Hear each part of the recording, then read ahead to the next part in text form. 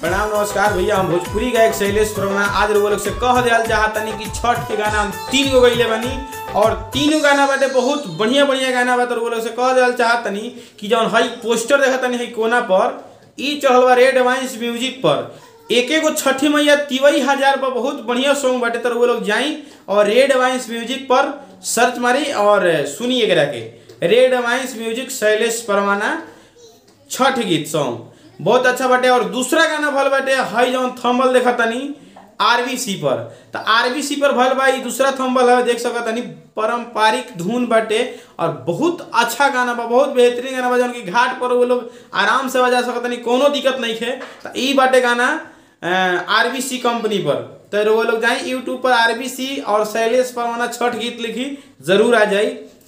एगो औरो गाना बा जौन हई थंबल देखतनी लोग, तो बस हमारा दिल के करीब गाना बाटे और दिल से गईले बनी और आप सबसे भी हाथ जोड़ के विनती बा भैया कि एकरा के सुनी और एकदम घाट पर बजाई, रउआ सभी बजाई, रउआ सभी सुनी, बहुत बढ़िया गाना बाटे। बस ऐसा ही अगर स्नेह प्यार दे भक्ति गाना के तो ऐसा ही गावत रहे। और चैनल पे न्यू बने तो चैनल सब्सक्राइब कर लिया और वीडियो बनावे के एक मकसद भैया कि जे भी कोई हमार ना जानता, बहुत लोग फोन कैल कि भैया वो छठ गीत नहीं खेल, छठ गीत नहीं खेल, तो यही खातिर बनैनी कि तो हमारा अपन चैनल बाटे पर सब लोग हमारे से जुड़ल बाटे।